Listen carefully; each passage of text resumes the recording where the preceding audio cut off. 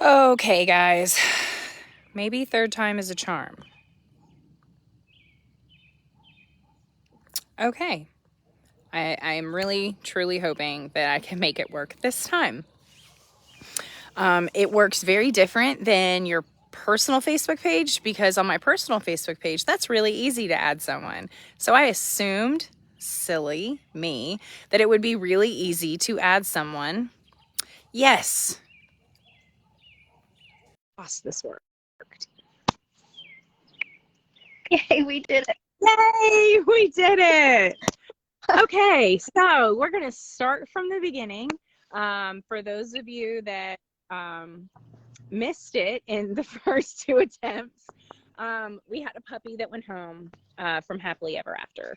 And in our contract, it states that we take the puppies to the vet, and the puppies get a report card from our vet, and it says whether they're healthy, if there's anything of note, and as well as their fecal, then that as far to our knowledge that they are free of parasites. Then you have to take the dog to the vet yourself because they need to know that you have a vet, and or excuse me, the vet needs to know you have a puppy, and you need to go ahead and get on your wellness plan of when they want you to do vaccines, things about worming, flea, tick, heartworms, all of that.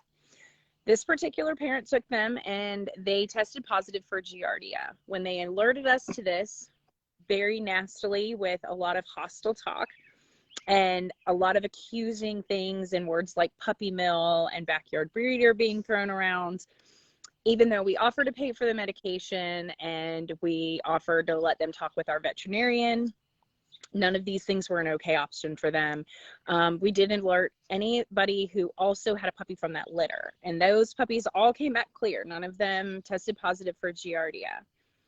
Everything goes quiet for about a week, and then this puppy parent came back and said that now the puppy has Coccidia, and the Giardia is not gone, and that is my fault. So I felt that there was a lot of misconceptions about parasites, how they work, how to treat them, how to get rid of them, medications and cleanliness and things like that. And because I'm a breeder, not a veterinarian, a vet tech, nor am I a trainer or any of those things, I don't feel qualified to talk about that. So one of our really good friends who is always there when we need her is Miss Charity, and she is a certified vet tech. That's what she went to school for. And how many years were you a vet tech? 10 years, mostly in emergency. 10 years in the emergency vet clinic and regular vet clinics, right? Because Yeah, you worked both at the same time. Yeah, I worked some vet clinics who did dual. They would do general practice vet as well as emergency clinics. I worked at two different clinics who had that premise. And then a few clinics that were just straight emergency and a few clinics that were just straight GP. So from that, you've had a lot of experience with parasites. Yeah. And then you also have a couple dogs and have owned dogs forever. So I'm going to let you take it away and talk about the different types of parasites and medications and all of that, so that hopefully this can help other people so that they don't have a problem, because you and I were talking earlier today about this, that hookworms have always been a problem in the South. And I know not all of our families live in the South, but they are an issue in the South because of how warm our soil is. And that Giardia is on a huge uptick right now. Yeah. And it's the number one issue vets are battling right now. So if you could give us some information, that would be wonderful. Okay, so with your general worms, which most people, when they think about worms, they think about your hookworms, your whipworms, and your roundworms. Those are the most common parasites that we see in any dogs, more so in puppies, especially roundworms, which is why a lot of times the breeders will deworm them 2 or 3 times before they even go to their homes, as well as, when they take them to the vet for their puppy visits, a lot of times that visit will include a deworming as well as doing a group fecal sample. A lot of times what we do at the clinic is we'll either take a sample from one of the litter or a couple of the litter and combine it. It all really honestly depends on the litter size and the protocol of the different vets as to that. But we'll combine that, and some vets will do a direct as well as a float. The float is what's most commonly done.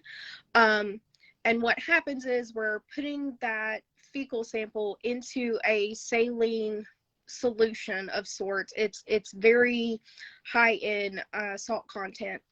And what happens is the water is heavier than the parasite eggs, and the parasite eggs will float and stick to the microscope slide, so that when we pull it off and put the slide cover on, any eggs, hopefully, that are in that fecal sample will stick to that and be seen.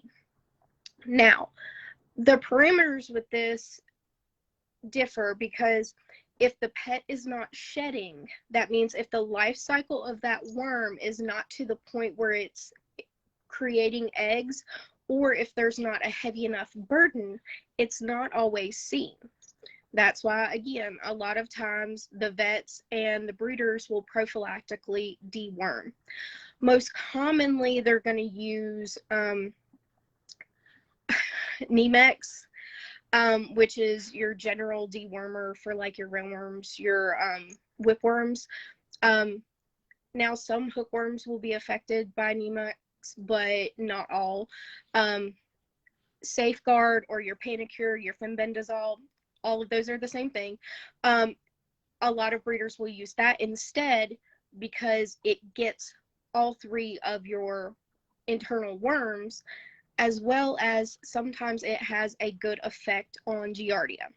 Now, this is not always the case, because if they have a heavy enough burden, or if the Giardia in the area it has become a bit resistant, it's not going to affect it as strongly.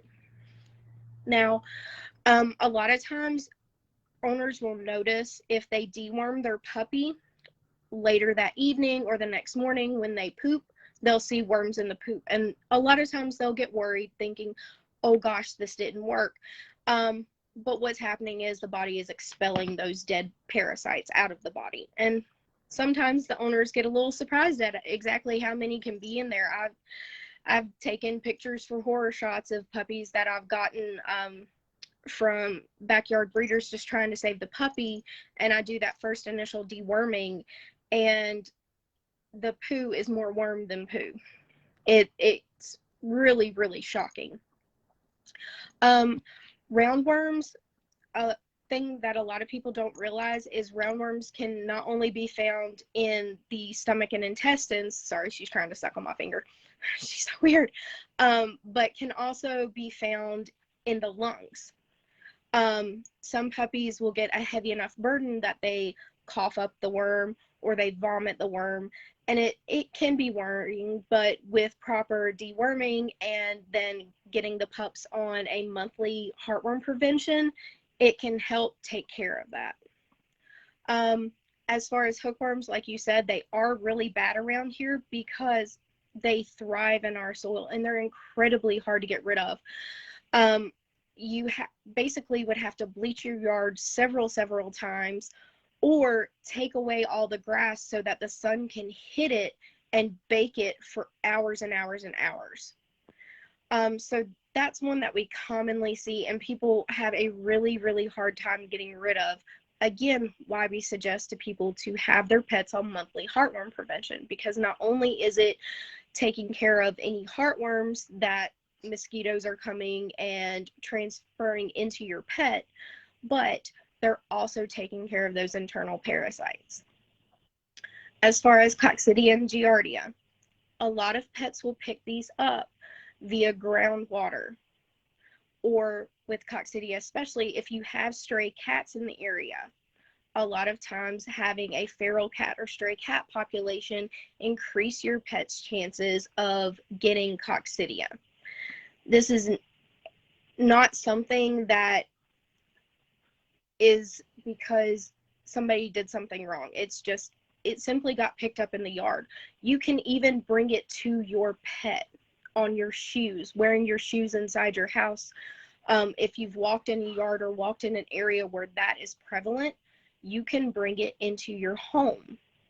And people don't think about things like that. That's one of the reasons why I try not to wear my shoes in my house, because I don't want to bring that into my house, especially like with this one, I have a couple medically fragile pets. I don't want to cause a problem. Now, Giardia and Coccidia sometimes are not seen on fecal floats. They're mostly seen on directs. And like I said, not every vet clinic will do a direct sample. That's where we take the poo and smear it on the slide, add some saline solution, and put the slide cover on, and then look at it. And sometimes, even if the pet has it, they don't have a heavy enough burden for us to have one on the slide or for us to catch it. There are different medications that we generally use when treating Giardia or Coccidia. Coccidia, it's usually an Albon, 5 to 7 days on that. Usually the pets don't mind that one. They usually seem to really like that one. Giardia,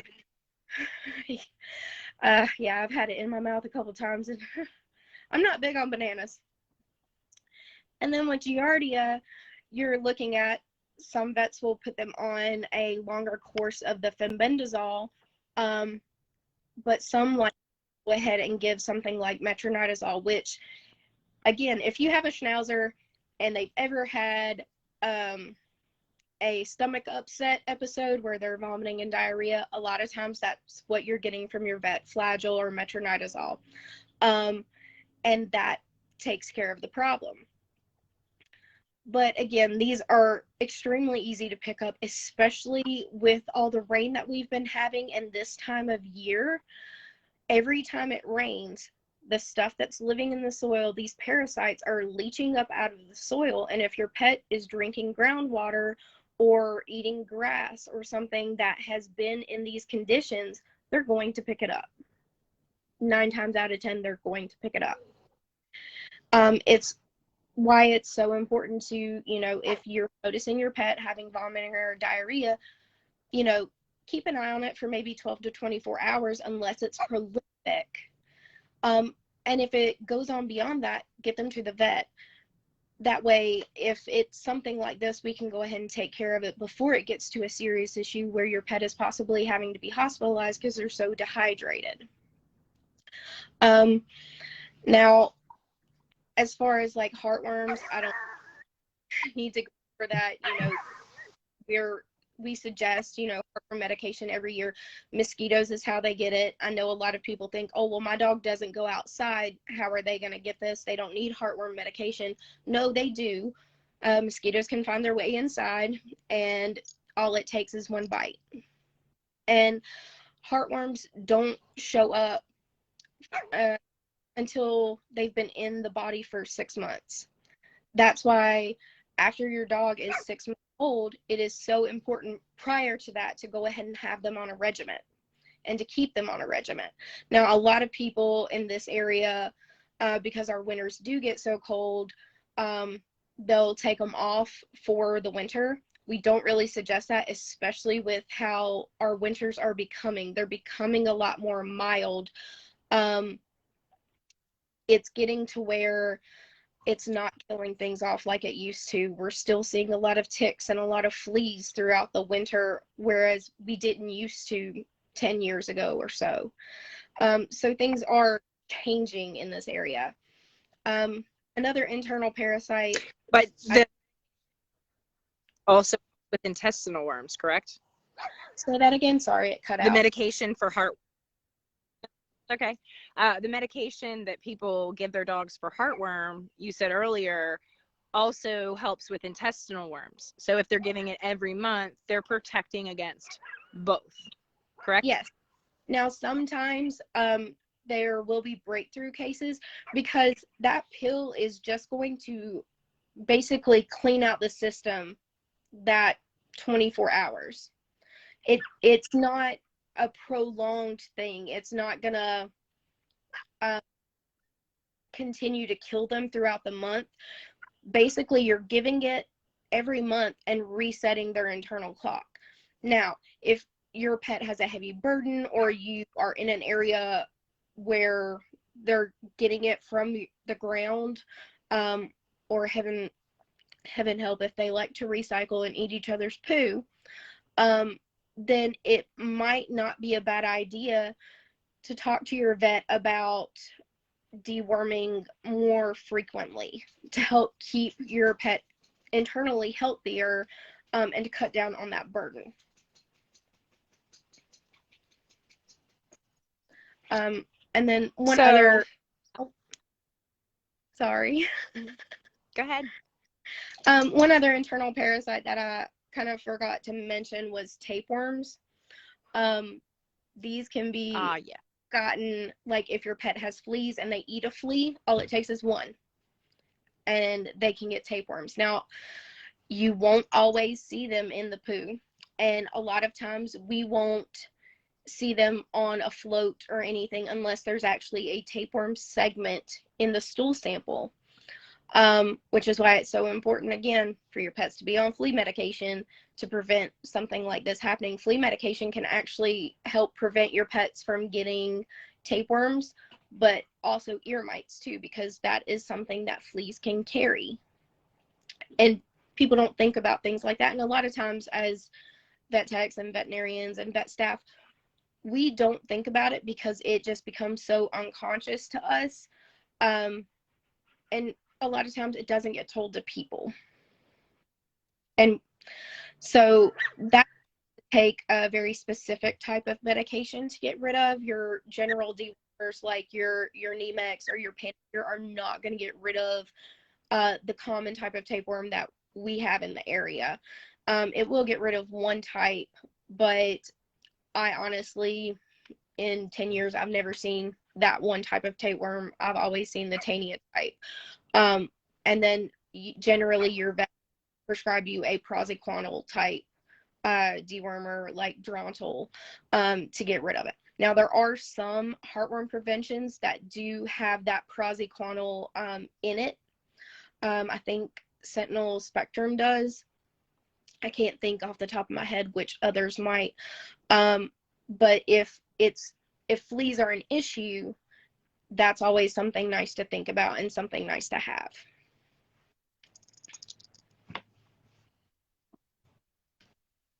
So that's why even when they are on a monthly preventative, that's why their yearly checkups are so important, and yes, why a fecal is part of that. Yes. Even if, and I get it, a lot of times people are like, well, I don't see any worms in my dog's poo. Well, there's a reason for that. You're not going to see actual worms in your dog's poo unless the burden is so high that their intestines are so full of them that they're coming out the other end. That's why we need to do fecals on the pets. That's why we need to look at that. And I know it seems silly to some people, but that's just the reality. That's what we're looking for. We're looking for those eggs. And they're not always so easy to find. And unfortunately, it just takes one dog in the neighborhood, and then everybody has it. Yeah. And the same thing with Coccidia and ear mites and things like that. Oh yeah, and it spreads like wildfire. That's why so many breeders like you, I've been to your place. I've seen what you do. I've seen the measures that you've taken as far as sanitizing and keeping everything clean and checking up on your animals. Those are the measures, honestly, that I think every breeder should take in order to keep their pets as possible. And even then, you're still gonna have things slip through the cracks because you can't prevent every inevitability. You can't. No matter how hard you try, there will always be one or two that come through and, oh, they've got Giardia, or oh gosh, they've got Coccidia. But like what I've seen you do, you have something like that, you start checking, you start being prophylactic with everything that you do. You're on it when it comes to sanitizing. Yeah, Charity helped me last year. We had a puppy come from somewhere else, and unfortunately it had hookworms, and it went to the bathroom in our play area, and that meant that all my dogs And so we went through a massive worming series. And Charity was like, well, enjoy bleach for the next 14 days. And so we had to spray everything down with bleach and let it sit for 20 minutes and then rinse it and let it dry before the dogs could go back out. We used rescue in our kennel floors and our whelping room and all of that to kill everything. And it had to be done every single day, as well as all the poop had to be picked up every time the dogs went outside. As soon as somebody went to the bathroom, it had to be picked up. There was no waiting. And that level of cleaning for 14 days. And then we finally got rid of it. But that was a lot of work. I would much rather keep my dogs from getting it than try to eradicate it. That was worse. Yeah, it's awful, especially around here. I know more people whose pets end up with hookworms than without hookworms. It's something so common that I see. I mean, even in my own pets, I've had issues with hookworms here and there, and it drives me crazy, but it's just the area. And unfortunately, with my yard,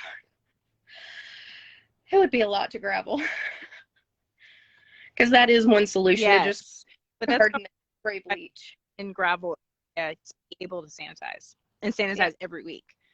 Yeah. The other thing about hookworms that I thought would be a good thing for you to touch on, because it's such a problem, is what all it does to the dogs. Because people just think, ooh, worms, gross. But there's a lot of things that happen to the dogs when they have them for any period of time, such as like their hair, diarrhea, things like that. But some of the things, because you can't see hookworms. Like even if they had a huge burden, you don't see them. Yeah. So you will never that. But what are some of the signs that people can look for, and what kind of happens so that they know why it's such a big deal that we take care of it? So the major sign that people notice anytime their dog has any type of worm burden is going to be vomiting and diarrhea. That's usually the body's first sign that something is wrong when it comes to the GI tract, because hookworms, what they do, one of the reasons they're called hookworms, is they have special mouths that hook onto the sides of the intestines, and that's how they live out their life cycle, is attached to your pet's intestine, small and large intestine. Now, as far as things it can cause in the body, you are looking at hair loss or coat changes. Some dogs can even start having some skin issues, because again, your GI tract, things that affect it can affect your entire body. If they do have a high enough burden, you're looking at anemia, which a lot of times isn't caught until it gets pretty bad. A big thing I tell or teach owners about, is checking their dog's gum color frequently. And I know a lot of schnauzers will have pigmented gums where they're black. But you can also pull down on the eye and look at that area right there, and you want it to be a nice healthy pink, just like it would be on you or I.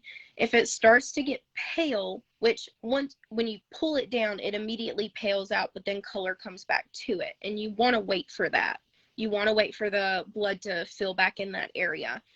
Now, if they're starting to get anemic, that's one of the first things you're going to notice is they're a little weak, a little droopy, not quite as active as they would be. But when you check those gums or the membrane, like under the eye, it's going to be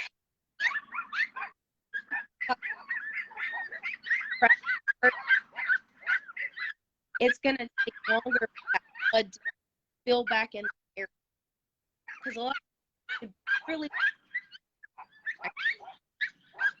but anemic going to take going to take longer to back up. But they can make your very sick, heavy enough burden to where it a blockage intestines. May have vomiting. Now, generally, rule of thumb, the first thing we'll think about is, oh, well, they ate something they shouldn't. But it's also one of why anytime pet with any or diarrhea, they're because if that burden is that it's something like that, could see it on a fecal. But yeah, it can make your pets really, really weak. I've seen pets where if they worm burden high enough, it will upset their sodium potassium balance. And like if you have heavy water and fall I've seen it.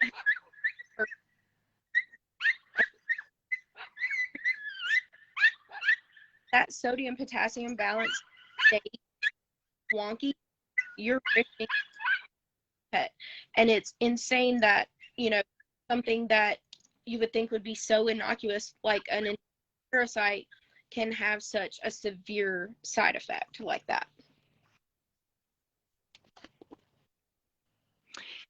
So is there anything else that you think that people should understand about worms or their dogs in general or their annual evaluations or things that you want to share because of all the things that you see? The biggest thing is don't decline your fecal. Those are our first steps in finding out if your pet has a parasite burden. Don't skimp on getting your heartworm prevention. That, yeah, we seem like we push it. That's because it's something we know helps, and we're trying to help you. We're not just sitting there trying to money grab or anything. Just because your pet has worms does not mean you keep a nasty house, does not mean you're not doing what you need to be doing as an owner. It could just be as simple as the neighborhood dog walked through your yard and they have worms, and maybe your dog went out and ate some grass that had some of their poo on it, or drank some groundwater that some of the area wildlife had walked through and transmitted parasites into, and now your dog has it. It does not make you a bad dog owner, and it does not make anybody a bad breeder for a pup here and there to have some type of parasite, because as I said before, you cannot prevent every inevitability. It's going to happen here and there. It does not mean that the pup is unhealthy. It does not mean that the breeding practices are awful and terrible. It's just somewhere in the grand scheme of things, something slipped through a crack. Now, thankfully, she got her pet to the vet. She's getting it taken care of. And that should be at the forefront of anybody's brain. It's being taken care of. It's being handled by a veterinary team, which is as it should be. Well, thank you so much for speaking to everybody tonight and being willing to share your knowledge and also all you do, because I cannot tell you how many times I've had to call this girl and be like, what is this? What do I do? The vet is closed right now. I need help. And she is always, always there for us and any other breeder, honestly. She is awesome, awesome, awesome when we can't reach a vet. So anyway, I just want to say a huge thank you. And I look forward to actually seeing some of the schnauzers she's going to be having in the future as she's going to start breeding. I cannot wait. So if anybody has a question for Charity, please just let us know. We will absolutely forward it to her. Or if you have a question for us. I hope everybody has a great night, and thank you again, Charity. You're welcome. Anytime. Good night, everybody.